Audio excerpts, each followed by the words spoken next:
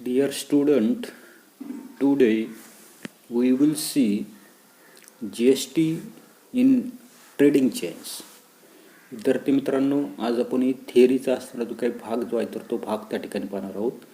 त्याच्यामध्ये आपल्याला GST in trading chains म्हणजे या ठिकाणी व्यवसाय साखळी जी आहे तर त्या व्यवसाय साखळीमध्ये कशा प्रकारे त्या ठिकाणी असणारा जो काही GST जो आहे तर तो GST त्या ठिकाणी आकारला जातो आणि शासन जे आहे तर त्या शासनाकडे कशा पद्धतीने त्या ठिकाणी जमा केला जातो हे आपल्याला त्या ठिकाणी पाहायचे. पाहता या ठिकाणी आपल्याला एक उदाहरण जे आहे तर ते उदाहरण त्या ठिकाणी दिलेले पहा की मॅन्युफॅक्चरर म्हणजे उत्पादक, त्याच्यानंतर आपल्या त्या ठिकाणी होलसेलर आर डिस्ट्रीब्युटर ज्याला आपण त्या ठिकाणी घाऊक व्यापारी जे आहे तर ते घाऊक व्यापारी म्हणताना दिसतो. त्याच्यानंतर रिटेलर म्हणजे किरकोळ अशा प्रकारचा व्यापारी आणि असणारा तो काही कंझ्युमर. याच्यामध्ये असणारे जे काही साखळी जे आहेत म्हणजे कुठून कुठे माल जो आहे तर तो माल त्या ठिकाणी दिला जातो, घेतला जातो आणि म्हणजे उत्पादकाकडून जे असणारा जो काही माल जो आहे तर तो माल ग्राहकापर्यंत पोहोचण्याचे असणारे जे काही व्यवहार जे आहेत तर ते व्यवहार आपल्याला या ठिकाणी जी काही साखळी जी आहे तर ती साखळी त्या ठिकाणी दिलेली.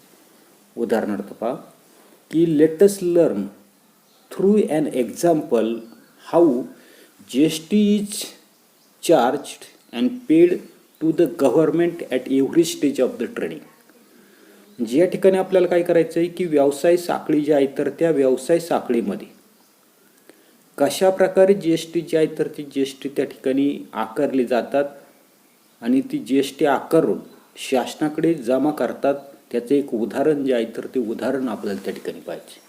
पाहता की suppose manufacturer of a watch has sold one watch for ₹200 including profit to the wholesaler. पाहता काय सांगितलं, समजा एक उत्पादक जो आहे घड्याळाचा त्या ठिकाणी उत्पादक आहे आणि या उत्पादकानं काय केलेलं आहे तर त्या ठिकाणी असणारा जो काही होलसेलर म्हणजे घाऊक अशा प्रकारचा जो काही व्यापार जो आहे तर त्या व्यापाऱ्यास एक घड्याळ काय केलेलं आहे नफ्यासह ₹200 त्याने त्या ठिकाणी विकलेलं आहे. त्याच्यानंतर पुढे wholesaler sold that watch for ₹300 to the retailer. आता घाऊक व्यापाऱ्यानं काय केलेलं आहे तर असणारा जो काही रिटेलर म्हणजे किरकोळ व्यापारी जो आहे तर त्या किरकोळ व्यापाऱ्याला तेच घड्याळ काय केलेले ₹300 त्या ठिकाणी त्यांनी विकलेले. त्याच्यानंतर पुढे retailer sold it to the customer for ₹400. त्याच्यानंतर किरकोळ व्यापारी जो आहे तर त्या किरकोळ व्यापाऱ्याने काय केलेले तर ते असणारे जे काही घड्याळ जे आहे तर ते घड्याळ काय केलेले ₹400 त्या ठिकाणी विकलेले. पुढे rate of GST charged at every stage is 12%. बरं की या ठिकाणी GSTचा दर 12% त्या ठिकाणी आहे. Then how much trader pays GST and take his input tax credit. पाहत या ठिकाणी कसं सांगितलं आपल्याला इनपुट टॅक्स क्रेडिट, त्यालाच त्या ठिकाणी शॉर्टकटमध्ये ITC त्या ठिकाणी म्हटलेले at every stage of transaction is shown in the following flow chart, observe and study it. बरं काय सांगितलेलं आहे तर आपल्याला उत्पादक त्याच्यानंतर घाऊक आणि किरकोळ व्यापारी खालीलप्रमाणे कराची वजावट घेऊन उरलेला टॅक्स कसा त्या ठिकाणी भरतात ते खालील असणारा जो काही फ्लो चार्ट जो आहे तो ओक तक्ता जो आहे तर त्या ओक तक्त्यावरून आपल्याला त्या ठिकाणी समजून घ्यायचे. पाहत की हिअर पहा पुढे काय म्हटलेले की here 3 financial transaction takes place still the watch from manufacturer reaches to the customer. पाहत की उत्पादक म्हणजे घड्याळ तयार करणारा जो आहे तर तो उत्पादकाकडून ग्राहकाकडं घड्याळ पोचेपर्यंत 3 व्यवहार त्या ठिकाणी होताना दिसतात. How the tax are charge collected and paid to the central government and state government at each stage is shown below. मग आता प्रत्येक व्यवहार जो आहे तर त्या प्रत्येक व्यवहारामध्ये झालेली जे काही कर आकारणी, जमा झालेला जो काही कर जो आहे तर तो राज्य शासन आणि केंद्र शासन जे आहे तर त्याला कसा पोचतो हे आपल्याला खालील ओक तक्त्यामध्ये त्या ठिकाणी दिलेले आहे. The statement of the tax paid is given in the table thereafter.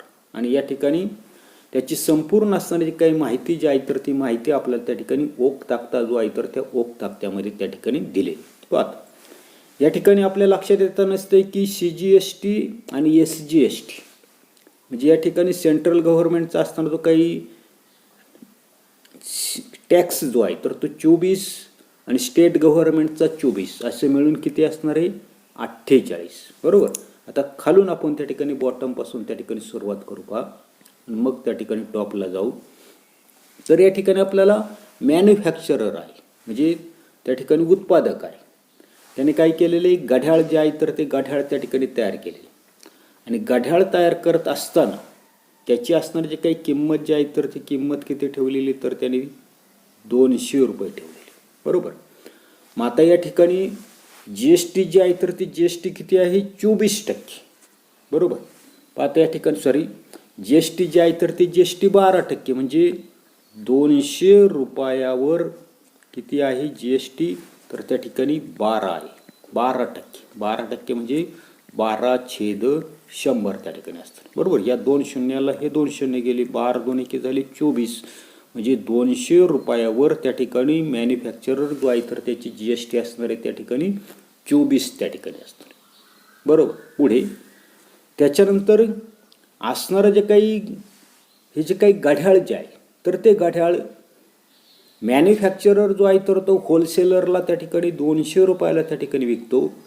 Wholesaler काय करता नसतोय ते घड्याळ जे आहे तर ते घड्याळ काय करता नसतो रिटेलर जे आहे तर त्या रिटेलरला त्या ठिकाणी 300 रुपयाला विकतो. मग आता पुन्हा 300 रुपयावर आपल्याला 12% GST त्या ठिकाणी काढायची की 300 रुपये जे आहेत तर या 300 रुपयावर 12% म्हणजे 12/100. बरोबर. 2 शून्य गेले 12 किती आली 36 म्हणजे 300 रुपयावर किती GST आली 36 रुपये त्या ठिकाणी. त्याच्यानंतर पुढे पुन्हा तो असणारा जो काही रिटेलर जो आहे तर तो रिटेलर काय करता नसतो ते घड्याळ जे आहे तर ते कस्टमरला कितला विकताना दिसतो 400 रुपयाला त्या ठिकाणी विकताना दिसतो. मग आता 400वर किती 12% म्हणजेच त्या ठिकाणी 12 किती होताना 48 म्हणजे या ठिकाणी GST जी आहे तर ती GST असणार आहे त्या ठिकाणी 18%. बरोबर. म्हणजे अशी प्रत्येक वेळेला आपल्याला GST जी आहे तर ती GST त्या ठिकाणी मिळताना दिसते. आता या ठिकाणी काय काय होताना दिसते की टोटल असणारी जी काही GST जी आहे तर तिचं आपल्याला त्या ठिकाणी विचार करायचं की 200 रुपये मॅन्युफॅक्चरर जो आहे तर तो मॅन्युफॅक्चर काय करताना दिसतो घड्याळ जे आहे तर ते होलसेलरला त्या ठिकाणी 200ला विकताना दिसतो. म्हणजे 200चे आपण 12% काढले तर GST आली त्या ठिकाणी 24.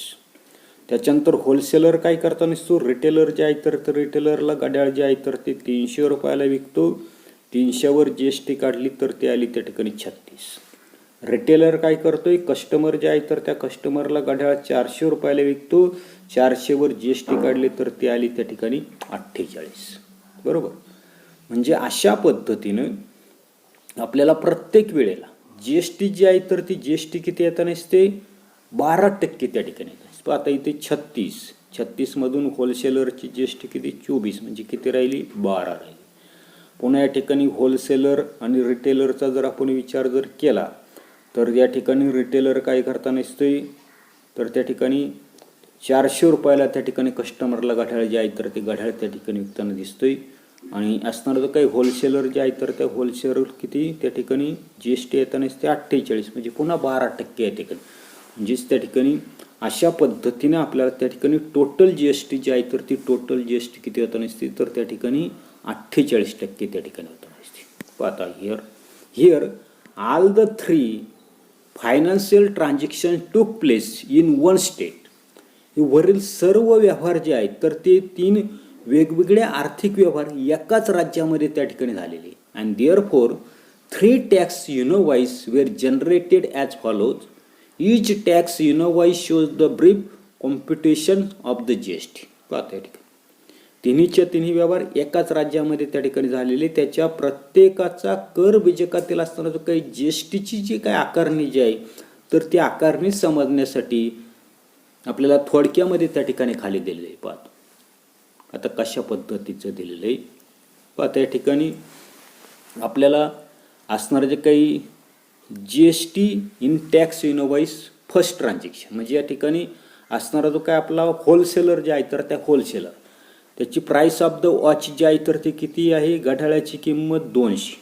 त्याच्यावर तो काय करतोय, सेंट्रल गव्हर्नमेंटचे 6% बरोबर 6% GST म्हणजे 200वर 6 तर ते किती येईल 12. त्याच्यानंतर स्टेट गव्हर्नमेंटची 6% GST पुन्हा 6 म्हणजे 200वर 6% म्हणजे त्या ठिकाणी आली 12.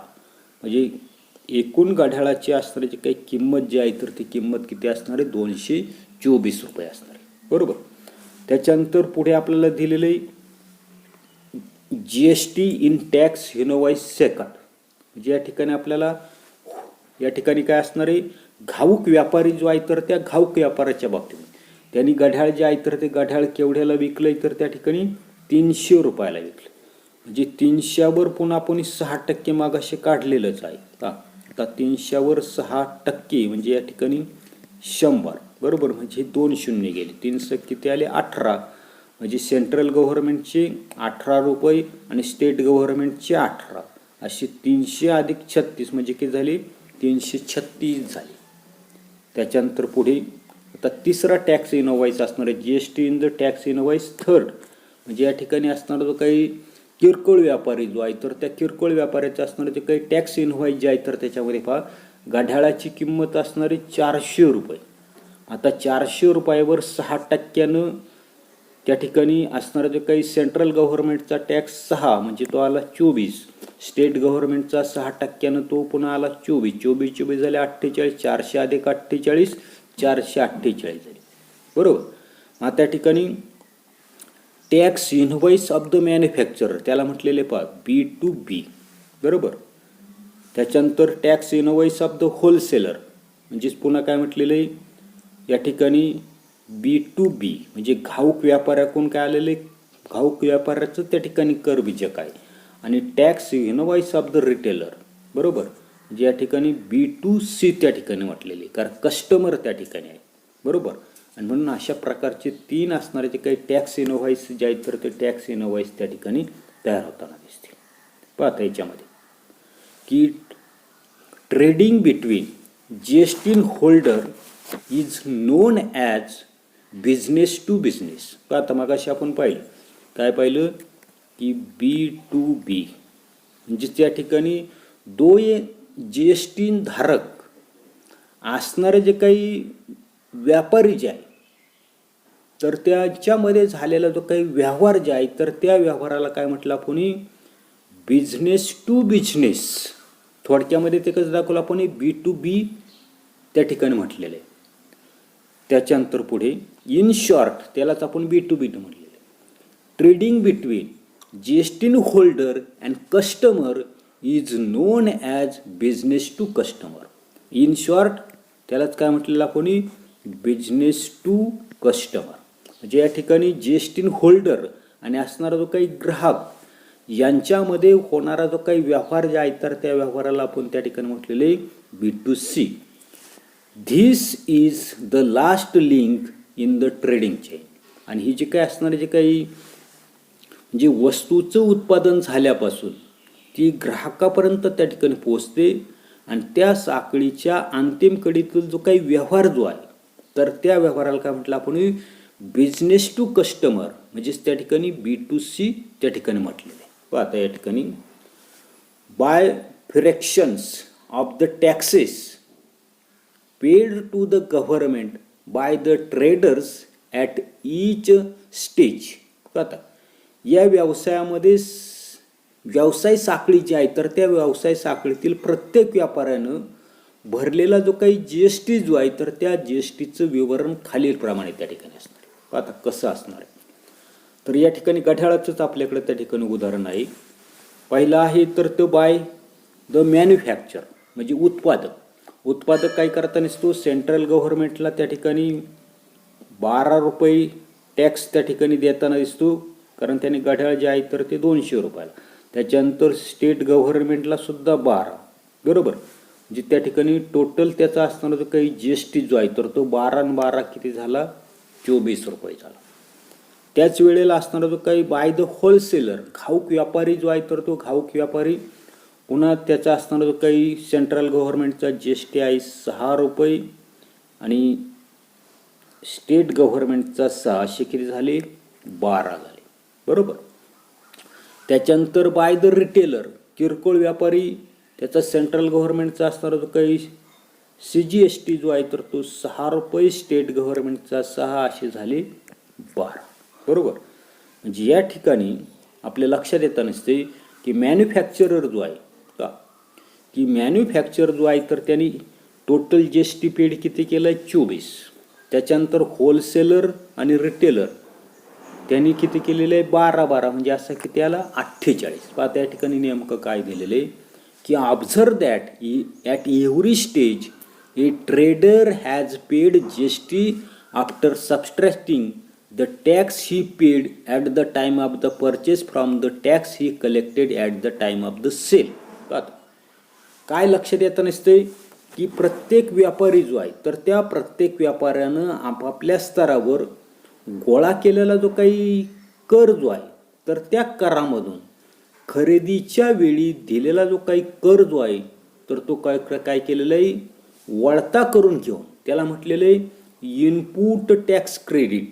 देय जे आहे तर तो GSTचा भरणा त्या ठिकाणी केलेला आहे. At the end of the customer paid ₹448 for the watch. शेवटी ग्राहक जे आहे तर त्या ग्राहकाला ते घड्याळ जे आहे तर ते घड्याळ केवढ्याला पडलेलं आहे, 448 रुपयाला त्या ठिकाणी पडलेले. आपण शेवटी पाहिले की असताना जो काही टोटल टॅक्स जो आहे तर तो किती आहे तर त्या ठिकाणी 48 त्या ठिकाणी म्हणजे 400 रुपये घड्याळाची किंमत अधिक त्याच्यावरचा असणारा जो काही टोटल GST जो आहे तर तो 48. अशा पद्धतीने 448 रुपयाला ते घड्याळ जे आहे तर ते घड्याळ त्या ठिकाणी ग्राहकाला त्या ठिकाणी मिळेल. So the total tax paid by the trader was directly paid by the customer.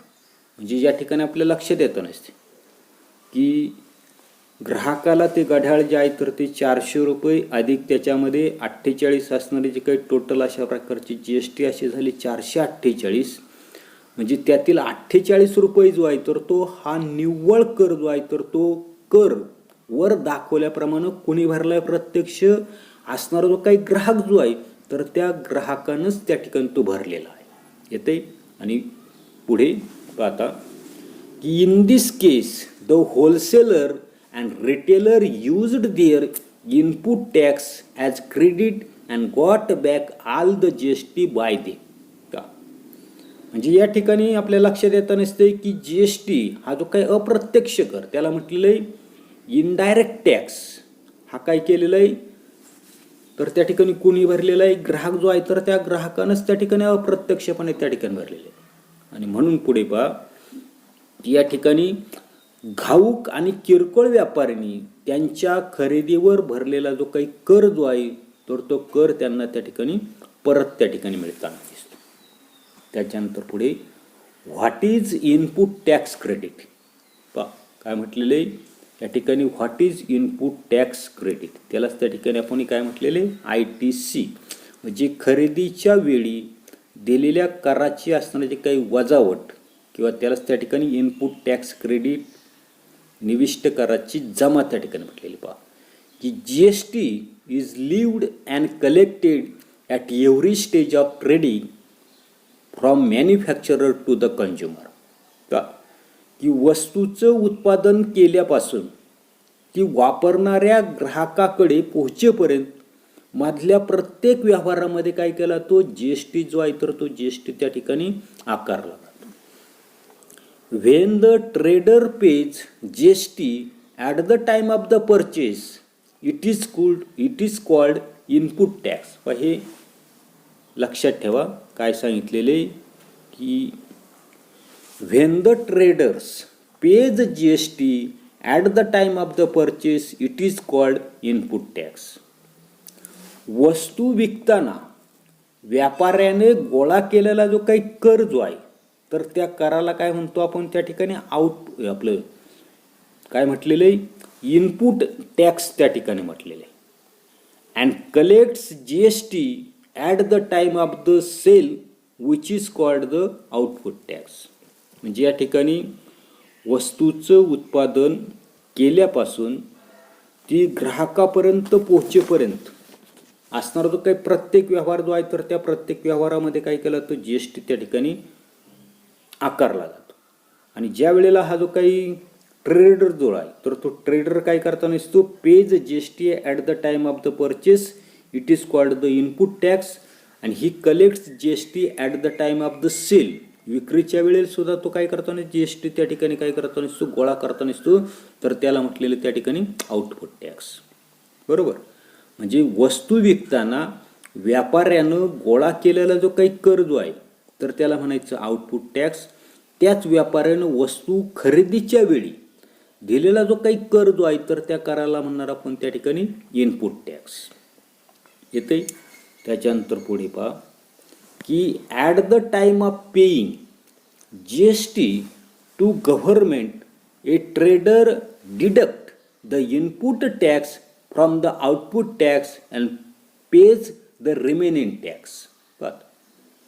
काय सांगितलेलं आहे पुढे की आपल्या लक्षात येता नसतोय की तो व्यापारी जो आहे तर तो व्यापारी काय करतो, वस्तू खरेदीच्या वेळी दिलेला जो काही कर म्हणजे इनपुट टॅक्स, बरोबर, हा व्यापारी त्यानं गोळा केलेला जो काही कर जो आहे तर त्या करामधून काय करतोय, त्याने दिलेला जो काही कर जो आहे तर त्या कराची त्या ठिकाणी वजावट त्या ठिकाणी करताना असतो. आणि त्याला आपण त्या ठिकाणी काय म्हणताना असतो, इनपुट टॅक्स क्रेडिट. आता इनपुट टॅक्स क्रेडिट कसं काढायचं पहा की this deduction of the input tax is called input tax credit. आता ते कसं काढायचं आहे तर त्या ठिकाणी GST payable is equal to output tax minus ICT. म्हणजे देय GST तर तो कसा काढतोय तर त्या ठिकाणी आउटपुट टॅक्स म्हणजे त्या ठिकाणी आउटपुट टॅक्समधून काय करायचं आहे, इनपुट टॅक्स क्रेडिट काय करायचं तर त्या ठिकाणी वजा करायचं. पुढे in short while paying taxes to the government each traders in the trading chain subtract the tax paid at the time of the purchase from the tax collected at the time of the sale and pays the remaining tax. म्हणजे थोडक्यामध्ये शेवटचं वाक्य तुम्ही त्या ठिकाणी लक्षात ठेवा की शासनाकडे कराचा भरणा करताना साखळीमधला प्रत्येक व्यापारी काय करताना असतो, त्याने खरेदीच्या वेळी दिलेला जो काही कर जो आहे तर तो कर काय करताना असतो, विक्रीच्या वेळी गोळा केलेल्या करामधून काय करताना असतो वजा करून उरलेला असणारा जो काही कर जो आहे तर तो कर त्या ठिकाणी भरताना दिसतो. आता याच्यावर आधारित असणारे जे काही उदाहरणं जे आहेत तर ती उदाहरणं मात्र आपण त्या ठिकाणी फळा जो आहे तर त्या फळ्यावर त्या ठिकाणी सोडवणार आहोत.